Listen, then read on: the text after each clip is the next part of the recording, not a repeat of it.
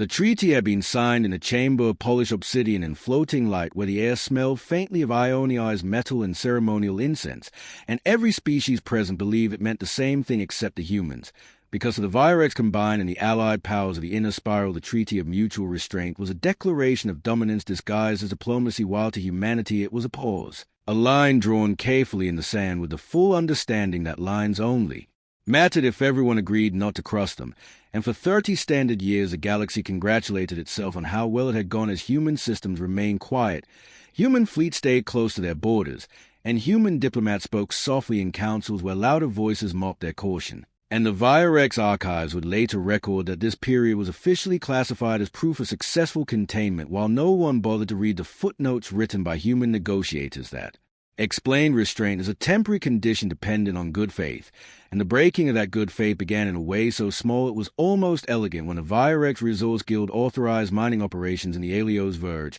a sparse region of space claimed by no major power but protected under the treaty as a humanitarian buffer because several pre-warp species lived on its scattered worlds. And when human ambassador Daniel Mercer raised an objection during a routine council session, his voice was calm and his words were precise as he cited the specific clause that forbade industrial activity in protected zones, and the chamber responded with a low clicking laughter of Virex delegates and the dismissive rustle of translated murmurs, as one senior counselor remarked that humanity was interpreting the treaty emotionally rather than legally, and Mercer replied that the treaty was being interpreted exactly as written, and that line was noted and ignored, and the drills descended. Anyway, and the first thing that died was the sky, because strip mining on a planetary scale tears atmospheres and magnetic fields in ways that take centuries to undo, and when human observers documented the collapse of ionospheres and the forced relocation of entire species of footage were presented to the Council along with a formal protest and a demand for immediate cessation,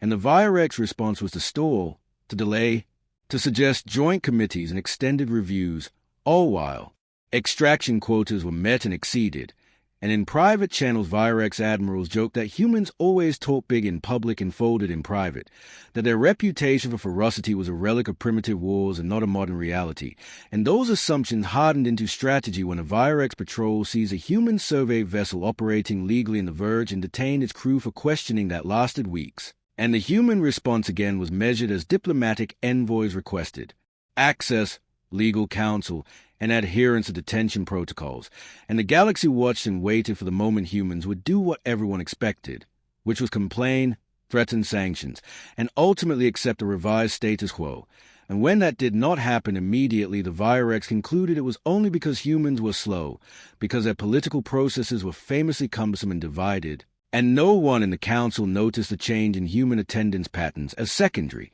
Delegates quietly withdrew and senior ones stopped arguing and started listening, because to most species silence from humans meant retreat, not preparation. And the moment the treaty was formally broken came not with an announcement but with an invoice when the Virex Combine submitted a revised territorial claim that retroactively legalized their operations and demanded compensation from humanity for obstruction losses. And the Council approved it by a comfortable margin, and Ambassador Mercer did not shout or storm out as he simply asked for the floor, thanked the Council for its time, stated that humanity considered the treaty void due to material breach, and said that further communication will be conducted through different channels, and the chamber recorded polite confusion and mild amusement because treaties were broken all the time and voiding one usually meant war or capitulation. And since no human fleets were massing and no emergency broadcasts followed, the consensus was that humanity would choose the latter, and the Virex expected begging concessions, perhaps a plea to renegotiate from a position of weakness,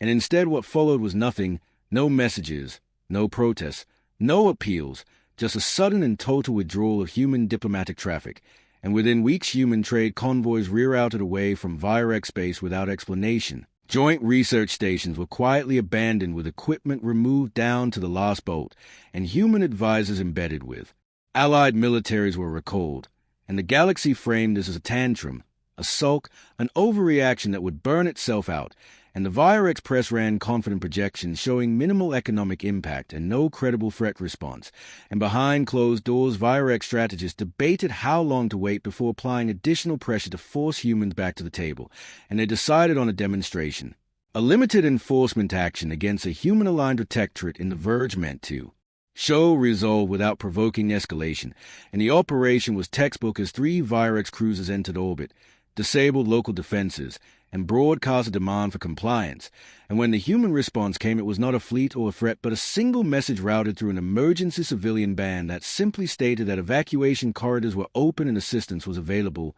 and the Virex commander dismissed it as psychological theater until human civilian ships began appearing. Not warships, but evacuation craft operating with impossible efficiency, slipping past sensor nets and escorting entire populations off-world in a matter of hours. And the Virex guns held fire because firing on evacuation ships would look bad even by Imperial standards, and when the last transport departed, the planet went dark as its power grid shut down, and the Virex claimed the empty world as a victory. And then something else happened that no one had planned for as the star itself began to flicker, not explode or collapse, but dim in precise intervals that matched no known stellar phenomenon. And Virex sensors struggled to interpret the readings because the energy was being drained, not violently but cleanly, as if someone had reached into the heart of the system and turned a dial. And the realization spread too slowly through command staff that humanity had not responded with weapons because it did not need to, because the evacuation had not been a retreat but a courtesy. And when the staff finally stabilized at a lower output, rendering the system economically useless for centuries, a second message arrived on all channels stating that the system was now classified as neutralized and would remain so until further notice,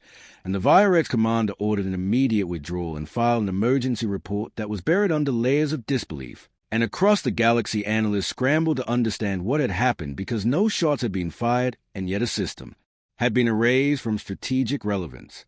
And only a handful of older species began to grow uneasy as they remembered fragments of older records about humans and infrastructure warfare and the way they preferred to remove incentives rather than enemies. And on Earth, the response to all of this was almost boring as committees met, data was reviewed, and authorization trees were followed exactly as designed. Because a decision to escalate had been made the moment the treaty was broken, and everything after that was implementation. And fleets that had not moved in decades began to reposition not toward borders but toward deep space nodes, and shipyards that had been listed as decommissioned quietly came online with skeleton crews and automated systems that had never truly shut down. And the humans did not announce any of this because announcements were for people who wanted to be heard, not for people who intended to act. And when the Virex finally requested talks, the message was routed through layers of automated response, before being acknowledged with a simple confirmation receipt and no proposed date. And panic began to creep into Virex planning sessions because uncertainty was not something that doctrine handled well.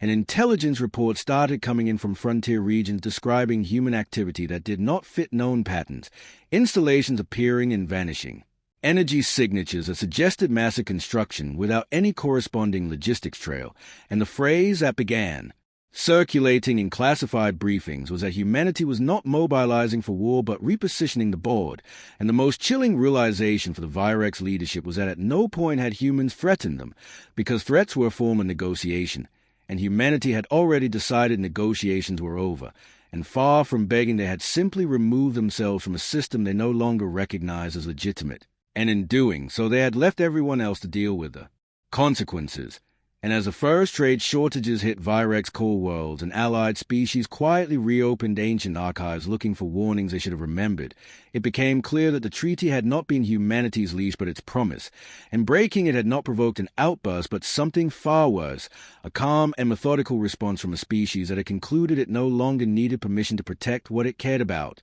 and the galaxy had only just begun to understand what that meant. The Virex Combine had always believed that power announced itself loudly through fleets, banners, and declarations, so the silence that followed humanity's withdrawal felt at first like relief and then like an itch that would not go away, because trade numbers kept sliding in ways economists could not smooth over, and shipping lanes that had been reliable for centuries were subtly inefficient, as if space itself had learned to take the long way around Virex hubs. And when analysts traced the changes, they found that human navigation beacons had been quietly decommissioned or rekeyed to new standards that only human vessels could interpret at full efficiency, which meant every non-human ship was burning more fuel, taking longer routes, and paying more for insurance as insurers recalculated risk based on unknown variables. And the Combine tried to pressure smaller species into sharing human transit data, only to discover that many of those species had signed new bilateral agreements with Earth that included strict non-disclosure clauses backed by penalties that no one wanted to test,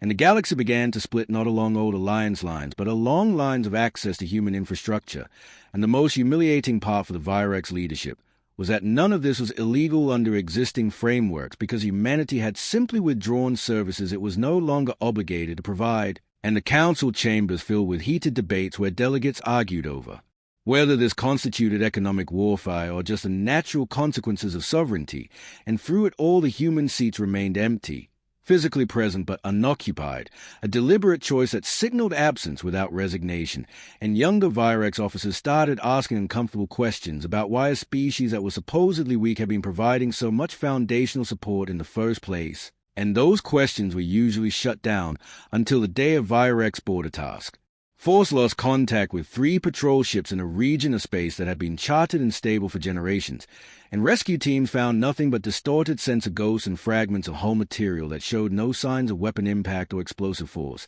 just structural failure at the molecular level, as if the ships had been gently persuaded to stop being ships. And when this data reached the High Command, it was initially classified as an anomaly until similar reports came in from other borders, always near regions where human presence had recently increased, and still there were no human warships, no threats, no claims of responsibility, just quiet consequences that were impossible to trace to a single hostile act, and the Combine's doctrine began to unravel because it had been built to respond to aggression, not absence. And in desperation, the Virex authorized a limited incursion into a human logistics node that intelligence insisted was lightly defended, believing that a direct challenge would finally force humanity to respond in a way they understood, and the fleet jumped in expecting resistance and found instead a vast lattice of structures that did not fire or flee but simply adjusted their configuration, rerouting energy flows and shifting gravitational balances until the Virex ships found their own engines fighting local physics, burning power just to maintain orientation, and panic spread through the command channels as systems failed one by one, not from attack but from incompatibility. And the human response finally came in the form of a calm transmission that explained, almost apologetically, that the node was not a military installation and that Virex vessels were experiencing difficulties because they were operating inside a region optimized for human transit standards, and that assistance would be provided if they agreed to power down and accept toll protocols. And the humiliation of that offer burned hotter than any weapon, because it framed the incursion not as a battle but as a mistake. And when the Virex commander refused an order to retreat, the fleet barely limped out with half its ships operational, and the report that followed shattered remaining illusions as engineers confirmed that humanity was not deploying superior weapons so much as superior environments, shaping space, energy, and logistics so thoroughly that conflict became irrelevant, and old Virex historians began pulling sealed records from deep archives, describing early encounters with humanity where similar patterns had been observed and dismissed because they did not fit traditional models of power, and across the galaxy other species took note and quietly adjusted their stances, reopening talks with Earth, reaffirming old agreements, and in some cases asking for protection that humans granted selectively and without fanfare. And the realization spread that humanity was not conquering anything but was instead building a parallel system that rewarded cooperation and punished aggression without ever needing to declare war. And for the Virex Combine, the worst truth settled in slowly and painfully that when they broke the treaty they had expected humans to beg because begging would have confirmed superiority. But instead humanity had stepped aside and revealed that the treaty had been the only thing making the galaxy safe for those who did not understand how much of it rested on human restraint. And as shortages deepened and allies drifted away, the Combine faced a future where it could no longer force humanity to the table because the table itself had moved, and the question haunting every Virex strategy session was no longer how to defeat humans, but whether it was still possible to apologize to a species that had already proven it did not need forgiveness to win. The Virex leadership finally agreed on a course that felt decisive even if it was born from fear, a unilateral show of force intended not to win but to compel attention, because silence could be endured only so long before it hollowed out authority, and so a grand fleet was assembled with public announcements and ceremonial language meant to reassure the Combine's core worlds that control had not been lost, and the target was chosen carefully as a human industrial world far from Earth itself. one that produced ship components and refined materials but held little symbolic value, because the intent was a hurt without provoking total annihilation, and the admirals assured the council that humans would respond predictably once real losses were inflicted, that they would plead for ceasefires and emergency talks as any rational power would. And the fleet translated in with overwhelming numerical superiority and found the system defended by a modest perimeter and a single human battle group that did not maneuver aggressively or issue threats, and the Virex commander took this as confirmation of weakness as the opening barrage disabled orbital yards and struck surface facilities with controlled precision, and for the first time in decades human lives were lost to Virex fire, and across the combined relief spread, because at last there was blood on the ledger, and blood meant escalation, and escalation meant leverage, and the message sent to Earth was blunt and triumphant, demanding immediate capitulation and renegotiation of all treaty terms, and the reply arrived faster than expected and was shorter than anyone imagined, as it stated only that the message had been received and that humanitarian corridors would be established, and the Virex laughed at that too until the system star began exhibiting the same controlled dimming patterns recorded in The Verge, and panic erupted because this was not a remote buffer region but a populated, productive system now, under Virex occupation, and engineers screamed that the stellar modulation would destabilize orbits and render the planet uninhabitable within months, and the Virex commander demanded answers from human channels, and this time the response came with detail as a human representative explained that the star was being placed into a managed low-output state to prevent further loss of life, that evacuation assistance would be provided to all civilians regardless of species, and that Virex forces were advised to withdraw immediately to avoid complications, and the commander realized in that moment that the humans were not retaliating for the attack but responding to its consequences, and that distinction shattered the remaining framework of deterrence because it meant human actions were not tied to punishment but to outcomes, and when evacuation ships arrived they did so in numbers and configurations that dwarfed anything the Virex had ever deployed for civilian relief, and the efficiency was surgical as millions were moved in days without chaos, without fear, and without any attempt to exploit the moment for propaganda, and Virex soldiers on the ground reported feeling invisible as humans did not speak to them except to request clear transit paths, and some Virex units even assisted out of instinct because the operation had the calm gravity of inevitability. And when the last civilian transport departed, the planet's surface system shut down in a controlled cascade, leaving behind intact cities rendered irrelevant by orbital mechanics that would soon tear them apart, and the Virex fleet withdrew under orders that were no longer confident but desperate, and the aftermath hit the Combine like a slow collapse as footage of the evacuation spread across the galaxy, and questions followed about why humans had saved Virex civilians while dismantling Virex strategic positions, and the narrative the Combine had tried to maintain crumbled because it painted humans not as aggressors but as custodians enforcing rules the galaxy had chosen to ignore, and within the council older species began openly questioning Virex leadership while younger ones petitioned Earth for observer status or integration into human logistical networks, and Earth responded selectively, offering access contingent on adherence to new standards that prioritize civilian protection and long-term stability. And these standards were adopted quickly because they worked, and for the first time the Virex found itself isolated not by blockade but by choice, as others chose a system that functioned, and inside the Combined dissent grew as planetary governors demanded to know why human infrastructure had been allowed to become so critical without oversight, and why provoking its withdrawal had been treated as a test of strength rather than an existential risk. And when a faction within the Virex military attempted an unauthorized strike against a human deep space facility hoping to force a decisive confrontation, the attempt failed before it began as a fleet simply could not enter the region, its drives refusing to synchronize with local space-time parameters, and the resulting mutiny was swift and brutal because the illusion of control had finally snapped. And in quiet rooms far from public chambers, Virex elders finally spoke the truth to one another that humanity had never begged because begging would have meant acknowledging dependence, and dependence was something humans had quietly inverted over decades until the galaxy leaned on them without realizing it, and the Combined now faced a choice that had nothing to do with victory or defeat but with survival within a system it no longer understood, and the most frightening part was that humanity still had not declared war,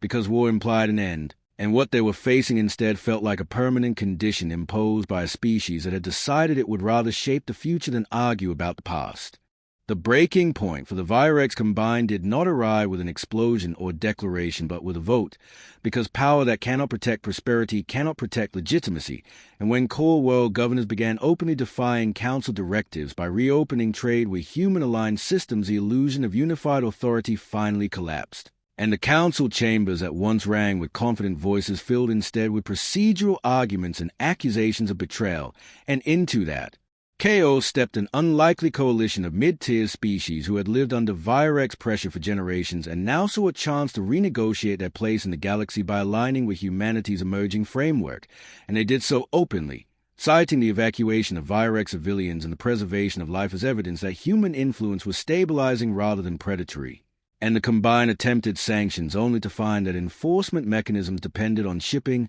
credit, and data, pathways that humans had quietly re-architected, and each failed sanction eroded confidence further as markets adjusted and populations noticed that life was becoming harder not because of human attacks, but because their own leadership had chosen confrontation over cooperation, and in response the Virex High Command proposed a final gamble, a direct diplomatic appeal framed as contrition, because if humanity valued outcomes over punishment, perhaps remorse could still reopen dialogue, and the delegations sent to Earth were composed not of politicians but of administrators and engineers tasked with offering concessions that would have been unthinkable a year earlier, including oversight of resource extraction, reparations for displaced species, and shared governance of protected zones. And when they arrived, they were not paraded or humiliated, but processed efficiently, housed comfortably, and briefed thoroughly on human systems. And the most unsettling part for them was the transparency, because nothing was hidden and nothing was dramatized, and during the first meeting the human representatives did not recount grievances or demand apologies as they simply reviewed the data of harm done, the steps already taken to mitigate it, and the remaining risks, and asked whether the Virex were prepared to operate within a framework that treated civilian welfare as non-negotiable. And the delegation struggled because they had come prepared to negotiate power, not principles, and it became clear that humanity was not seeking submission but alignment, and that refusal would not be punished with invasion but with exclusion from systems that now underpin galactic stability. And news of these talks leaked despite efforts to contain it, and public opinion within the Combine fractured as citizens saw footage of Earth not as a militarized fortress but as a dense web of habitats and infrastructure humming with activity and cooperation, and the myth of human primitiveness finally died. Because nothing about the place looked improvised or desperate. It looked deliberate and old, and historians would later note that humanity's greatest advantage had been patience because they had spent decades building redundancy and resilience while others chased dominance. And as talks dragged on, factions within the Virex military attempted one last act of defiance by sabotaging evacuation routes in a contested system, hoping to force humanity into a violent response that would restore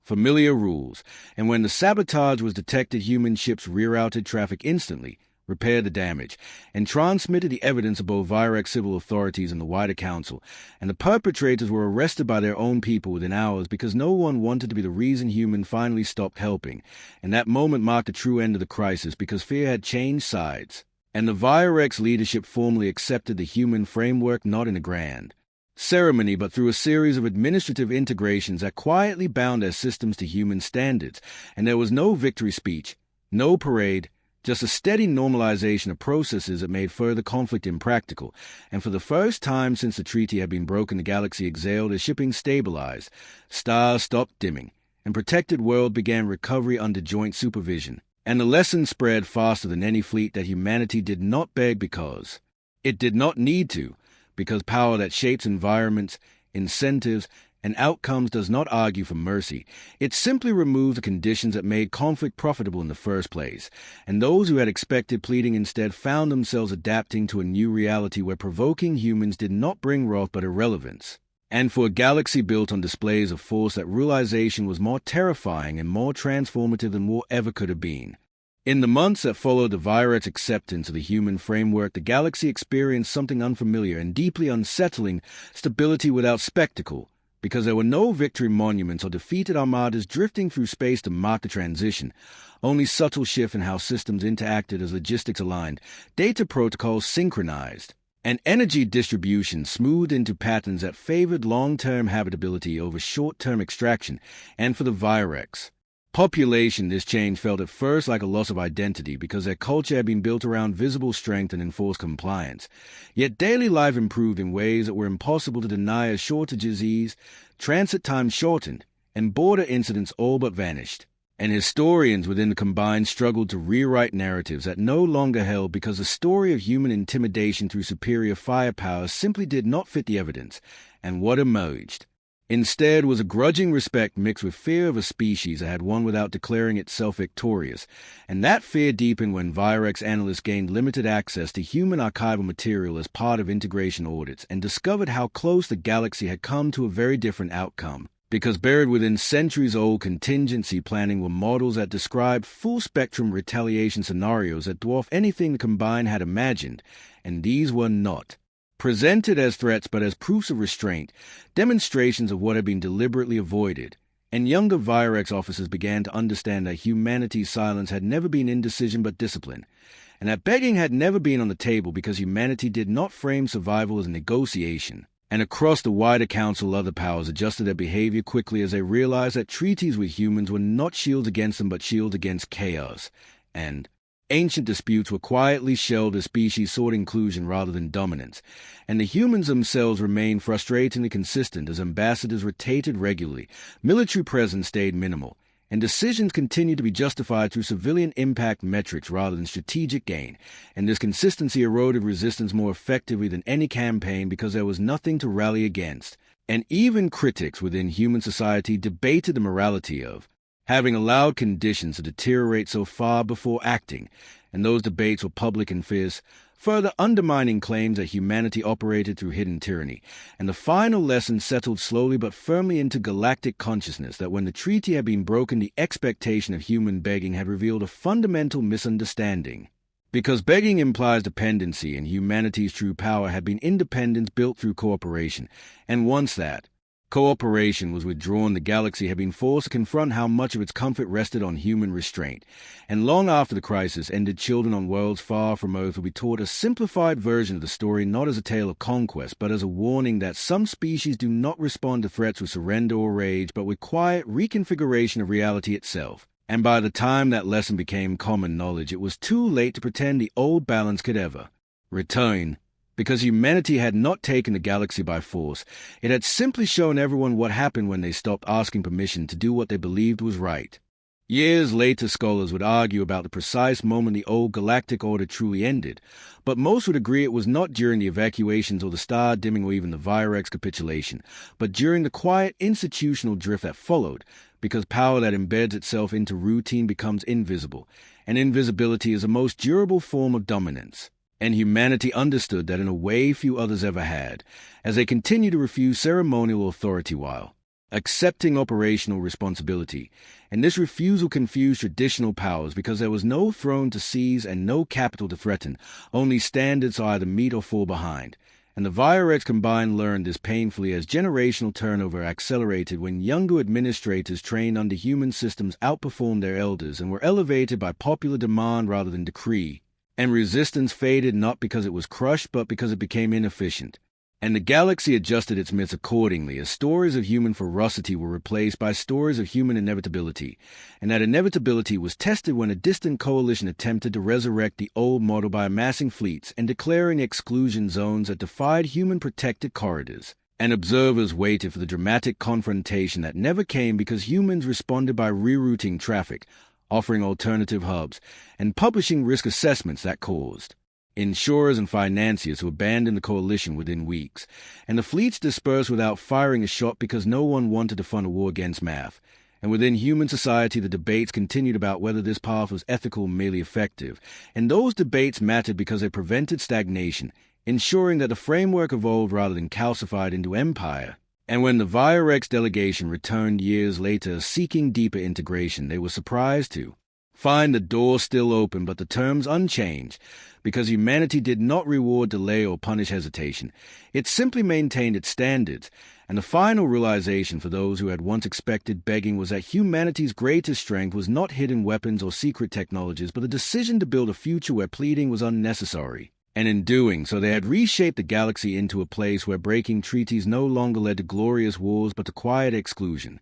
from systems that made life work, and that consequence proved far more persuasive than any threat ever could. By the time the crisis faded into history, humanity's role had become so normalized that many younger species struggled to imagine a galaxy without human-mediated systems, and that normalization was a final irony because it made the original miscalculation harder to understand, as elders tried to explain how the Virex Combine had once believed humans would beg when pushed, and the explanation always circled back to perception, to the old habit of mistaking quiet for weakness and restraint for fear. And this lesson resurfaced when a new generation of Virex leaders attempted to reclaim symbolic authority by proposing a grand revision of council charters that would elevate their status through ceremony rather than function, and humanity responded not with opposition, but with indifference, continuing operations exactly as before.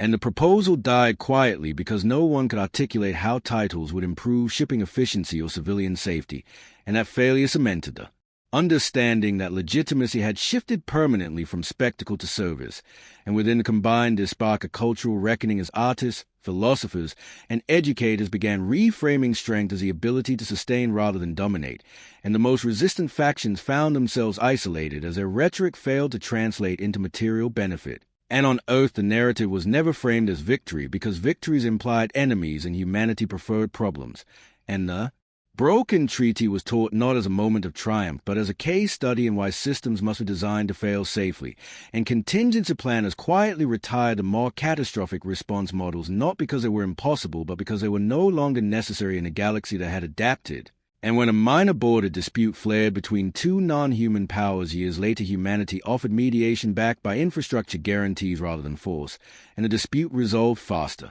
than expected because neither side wanted to risk exclusion, and the Virex observed this with a mix of relief and lingering shame as they recognized their former selves in the bluster and posturing. And what unsettled them most was that humanity never referenced the past during these mediations, never reminded anyone of the treaty or the evacuation or the dim stars, because those events were no longer leverage but history, and leverage that must be spoken aloud is already losing power. And the galaxy learned through repetition that provoking humans did not lead to dramatic defeat but to a narrowing of options until only cooperation remained practical, and that practicality became the new moral baseline. And as archives filled and memories softened, the phrase that endured was simple and stripped of drama, that humans did not beg because they had built a world where begging was obsolete, and that truth reshaped not just politics but identity across species who began measuring success not by how loudly they could demand, but by how seamlessly they could participate. And in that quiet transformation, the consequences of breaking the treaty reached their final form not as punishment, but as a permanent redefinition of what power looked like in a galaxy that had finally learned to live with humanity rather than test it. The story closed not with a treaty signing or memorial, but with a normalization so complete it erased a need for endings, because the galaxy moved on and carried a lesson forward in ways that no proclamation ever could. And when future generations studied the era, they struggled to pinpoint when humanity had won because there was no single battle or surrender to mark it, only a sequence of choices that steadily removed conflict as a viable strategy, and the broken treaty became a footnote, taught alongside economic graphs and transit maps showing how quickly systems stabilized once human standards were adopted. And for the Virex Combine, the final reckoning arrived quietly when a ceremonial anniversary of imperial expansion passed without notice, because no one could justify the expense of celebrating something that no longer defined their success, and that absence of celebration marked the true end of their old identity. And humanity observed all of this from within rather than above, as one participant among many, continuing to invest in redundancy, mediation, and recovery while refusing any role that resembled rulership. And when asked years later why they had not demanded reparations, territory, or formal submission, a human official answered simply that none of those things would have fixed what was broken, and that response spread because it made uncomfortable sense. And the galaxy internalized a quiet rule that treaties with humans were not enforced by fear but by the understanding that violating them would not trigger dramatic retaliation but would remove access to the systems that made prosperity possible, and that consequence was enduring because it did not rely on memory of violence. And in the end, the expectation that humans would beg was remembered as a galaxy's greatest misunderstanding, because begging is what you do when you need something you cannot provide for yourself. And humanity had built a civilization that provided so well it could afford to walk away. And by walking away, it had forced everyone else to decide whether they wanted to live in a future shaped by cooperation or cling to a past defined by coercion. And the galaxy chose, not because it was threatened, but because the alternative no longer worked. And that choice became the final proof that humanity's greatest strength had never been hidden weapons or secret technologies, but the patience to build systems so resilient that when challenged they did not break. They simply carried on without those who refused to adapt. And in that carrying on, the story ended as definitively as any war ever could, with a galaxy that understood at last that provoking humans would never make them beg, it would only make them stop waiting.